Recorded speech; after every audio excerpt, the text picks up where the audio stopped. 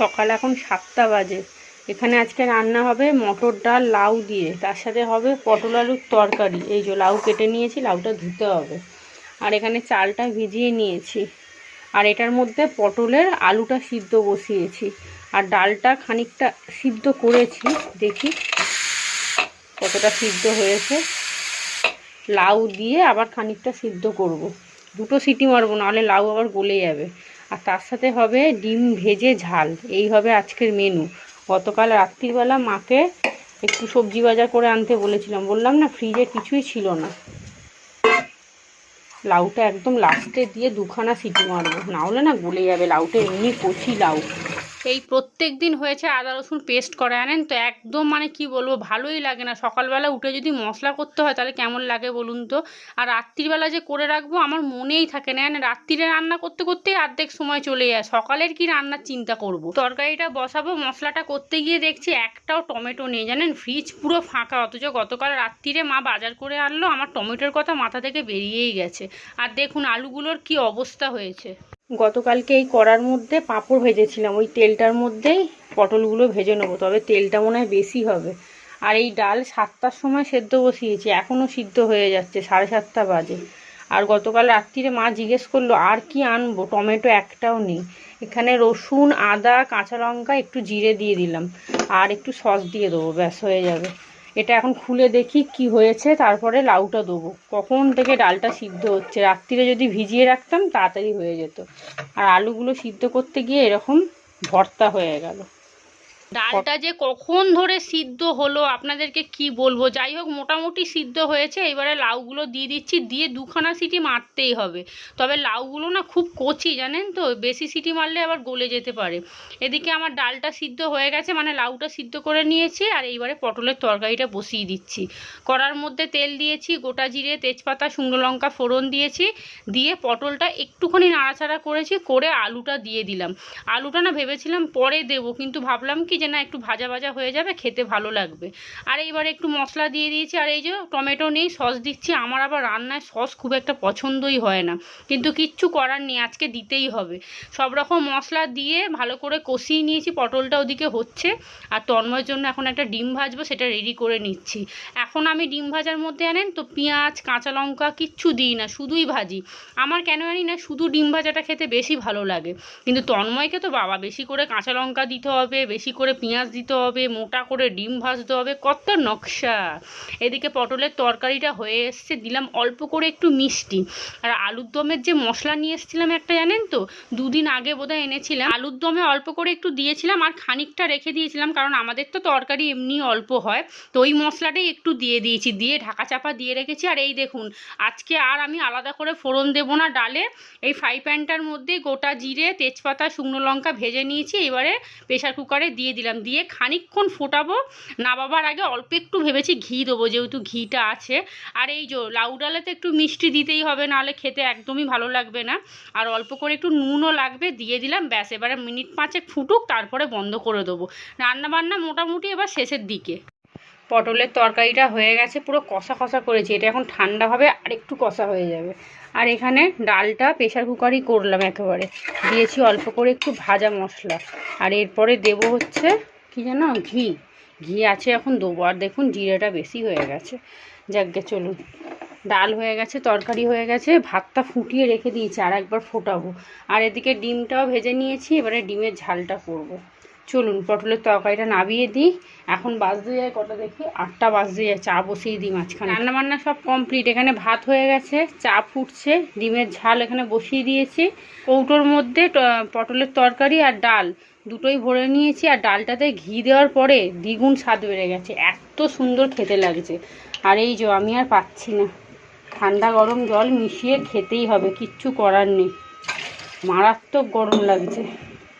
আর এই ঠান্ডা জল খাওয়ার জন্য আমার গা হাত পা ম্যাজ ম্যাজ করছে, গতকাল সন্ধ্যে থেকে গলাটাও বসে গেছে। সকালবেলায় ঠান্ডা জল খাওয়া ভালো না, কিন্তু পারছি না, খুব কষ্ট হচ্ছে। চলুন চাটা নামিয়ে দিয়ে দিই, 8টা 10 হতে যায়। ডিমের ঝালটাও আজকে একটু মাখা মাখা করেই করেছি। আর আমাদের ডিমটার মধ্যে পেঁয়াজ কাঁচা লঙ্কা কিচ্ছু দিইনি, এমনিই করেছি। একটা ডিম আজকে আমি আর তিশান দুজনে খাবো। গতকাল রাত্রিরেই ডিম খেয়েছি। আর তিশানের জন্য একটু আলু ভাজা করতে হবে, ও তো পটলের তরকারি খাবে না। ব্যাস। সকাল এখন 9:45 বাজে। তিশান যাচ্ছে পড়তে। ওর আজকে ইংলিশ পড়া আছে, বিকেলে পড়া ছিল কিন্তু স্যার আজকে সকালে পড়াবে। এখন বাড়ি আসতে আসতে 1টা থেকে 1:30। কারোর সাথে গল্প করবি না, ওই অত গরমে সোজা আসবি। ছাতা ব্যাগে নিলি কেন? এখন নিয়ে যা। এই দেখ অনেকটা রোদ, ওই পুরো রাস্তাটা না। কিন্তু আসার পথে ছাতা একদম খুলবি, কোথাও দাঁড়াবি না। বললাম ভাত খেয়ে যে একটা কেক খেলো জানেন, একটা কেক খেয়ে একটুখানি জল খেয়েছে, ওতে পেট ভরে। কি একটা ইংলিশ পড়া দিয়েছে 3-4 দিন ধরে, সেই নিয়ে মাথা খারাপ। মা ধরো পড়েই যাচ্ছে, দুবেলা পড়ে যাচ্ছে। লাস্টে মুখস্থ হয়েছে তো। কোথাও দাঁড়াবি না বাবা, কেউ ডাকলে বলবি না রে, এই একটা সময় আমি কিন্তু চিন্তা করব। লাস্টে স্যারকে আমাকে মেসেজ করতে হবে। Tata tata.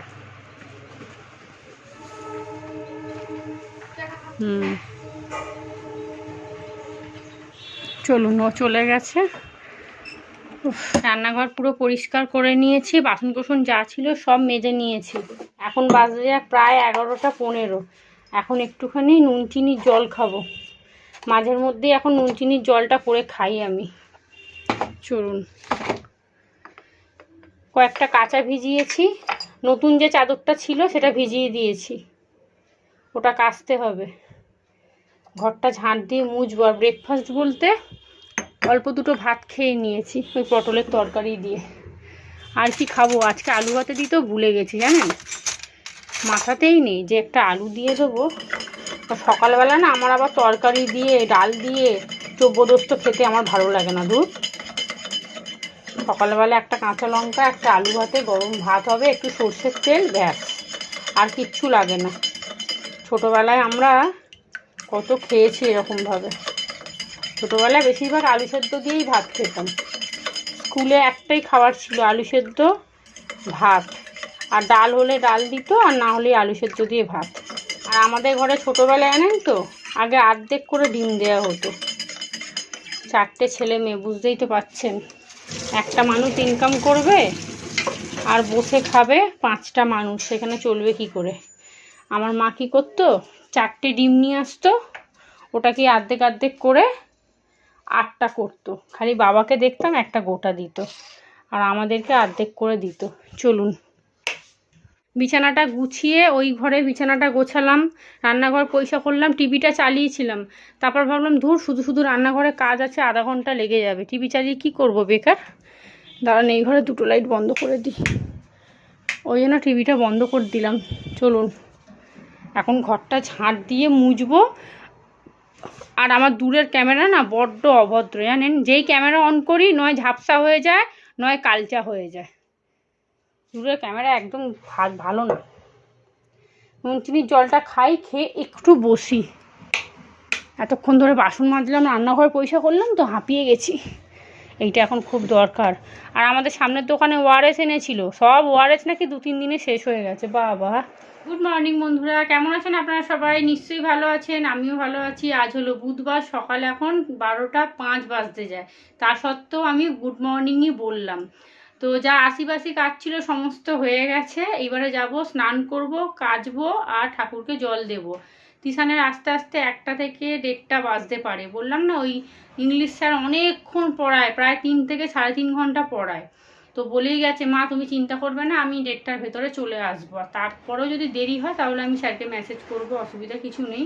আজকেও সেম মারাত্মক গরম, আর এখন 2-3 দিন এরকম গরমটা থাকবে। শুক্রবার না শনিবার থেকে একটু ওয়েদারটা ঠান্ডা হবে, মানে তাপমাত্রাটা একটু কমবে। আর রবিবার তো অনেকে বলছে বৃষ্টি হবে, আবার কেউ বলছে সোমবার হবে, জানি না। আমি তো খবরে দেখলাম যে রবিবার বৃষ্টি হওয়ার কথা আছে। আর আপনাদের মধ্যে একজন কমেন্ট করেছিলেন যে জানলা দরজার পর্দাগুলো চেঞ্জ করতে। আসলে কি বলুন তো, আমি ভাবছি জানলা দরজার পর্দা যখন একেবারে কিনবো, শ্যামদাকে দিয়ে 2খানা রডও লাগিয়ে নেবো, স্টিলের রড। এই দরজার উপরে একটা রড লাগিয়ে নেবো, আর এই জানলাতে আর মায়ের ঘরের দরজাতেও একটা রড লাগিয়ে নেবো। নিয়ে তারপর সুন্দর করে একটা সেট একদম পর্দা কিনবো, কিনে লাগাবো। আসলে কি বলুন তো, আমাদের সব জানেন একসাথে পড়ে গেছে একদম। এই যে ফিল্টারটা এই মাসেই কিনতে হবে, আজকে 2 তারিখ হয়ে গেল তো তন্ময় মাইনেপত্র পেলে ফিল্টারটা আগে কিনবো। আর বেসিনের কলটাও গেছে জানেন, এই দেখুন 6 থেকে 7 মাস হলো নতুন কলের লাইন করলাম, সব কলগুলো ঠিক আছে, কিন্তু বেসিনের কলটা দেখছি আবার সেই আস্তে আস্তে জল পড়ছে, অনেকক্ষণ ধরে একটু একটু করে জল পড়ছে, আবার কখনো কখনো তো দেখছি একবারে বন্ধ হয়ে যাচ্ছে। এখন আবার মিস্ত্রি রাখতে হবে, আবার কলে কি হয়েছে দেখতে হবে, নাহলে আবার কল চেঞ্জ করতে হবে। আর সত্যি কথা বলতে আমার কোনো কিছু লুকাবার কোনো ব্যাপার নেই আপনাদের কাছে। ডেলি ব্লগ করলে মিথ্যে বলে লুকিয়ে কোনো কিছু করা যায় না, তাই না? একদিন মিথ্যে বলবো, তারপরে 30 দিনই কি মিথ্যে কথা বলতে পারবো? তো সত্যি কথা বলতে তন্ময়ের একার রোজগারে আমাদের পুরো সংসারটা চলে, সেখানে তো এখানে লুকাবার কোনো ব্যাপার নেই। আমি যা কিছু করি একটা একটা করে করি। আর তিশানের এখন এই ভর্তির পর থেকে না, 6-এ যবে থেকে ভর্তি হয়েছে তারপর থেকে ওর পিছনে প্রচুর টাকা খরচা হয়ে যাচ্ছে, প্রচুর টাকা। সেই জন্য সেইবারে বলেছিলাম না যে আমি যদি কিছু ইনকাম করতাম তাহলে এই প্রবলেমগুলো হতো না। আর দেখুন সব কিছু তো খেয়ে নিলে হবে না, কিছু টাকা রাখতেও হবে, তাই না? অসময়ের জন্য যখন ধরুন শরীর টরীর খারাপ হবে বা হঠাৎ করে কোনো টাকা লাগবে, এমার্জেন্সি হয়ে গেছে, তখন আমি কোথা থেকে পাবো? তখন কি লোকের কাছে হাত পাততে যাবো? তো সেই কারণে আমাকে তো কিছু টাকাও রাখতে হবে, সেভিংস তো করতেই হবে।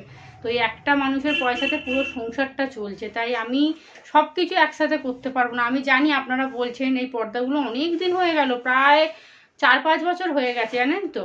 তো ওই জন্য পর্দাগুলো চেঞ্জ করলে দেখতে ভালো লাগবে। আমিও জানি যখন নতুন এই ঘরটা মানে রং টং করা হয়েছিল তখন তন্ময়কে বলেছিলাম যে একটা পর্দার সেট কিনবো, আর শ্যামদাকে বলবো 2খানা রড লাগিয়ে দিয়ে যাও, বেশ ঘরটা দেখতে সুন্দর লাগবে। তখনও মানা করেছিল, বললো কি যে এই সবে একসাথে সব কিছু হয়েছে, এখন এসব করতে হবে না। আর আপনারা আমাকে অনলাইন থেকে পর্দা কেনার কথা বলেছেন, অনলাইনে পর্দাগুলো কি বলুন তো, পুরো পাতলা একদম সিল্কের পর্দা, একদম বিচ্ছিরি, মানে 2-4 মাসও যাবে না। আমার ছোট বৌদি একটা কিনেছে, একটা পর্দার দাম নিয়েছে 200 টাকা, একদম পাতলা বিচ্ছিরি পর্দা, ও কিনে ঠকে গেছে, বলছে বোন একদম অনলাইন থেকে কিনবে না। তার থেকে বড় কথা সাইজ ঠিকঠাক দেয় না, মানে যে সাইজটা আপনার লাগবে তার থেকে নয় ছোট দেবে নয় বড় দেবে। তো চলুন তাহলে, সমস্ত কাজবাজ করেছে। আর এই দেখুন কথা বলতে বলতে তিশান চলে এসছে, আমি বললাম 1টা-1:30 আসবে, ওকে ছেড়ে দিয়েছে তাড়াতাড়ি, বলছে স্যার হয়ে গেছে, তাড়াতাড়ি ছেড়ে দিয়েছে। আমার মনে হয় এত রোদ্দুর তো জানে বাচ্চাগুলো বাড়ি যাবে, সেই চিন্তা ভাবনা করে ওদের ছেড়ে দিয়েছে, না হলেও 3 ঘন্টার নিচে ছাড়ে না। স্নান হয়ে গেছে, তিশানকে বললাম তুই ঠাকুরকে জল দিয়ে দে, আমাকে আলু ভাজতে হবে, আমার তো মনেই নেই একদম। তিশান আসার পর মনে পড়লো, এই রে ওর তো আলু ভাজতে হবে। আলুটা কেটে জলে ভিজিয়ে রেখে দিয়েছি। আর এই দেখুন আবার যেন মনে হচ্ছে গ্যাসের গন্ধ ছাড়ছে। বাবা এত পিঁপড়ে কোত্থেকে এলো রে? এই দেখ গ্যাসের পাইপে পিঁপড়ে, এই দেখ। আর এই দেখুন এখানে কতগুলো গ্লাস ভালো করে মেজেছি তারের জালি দিয়ে।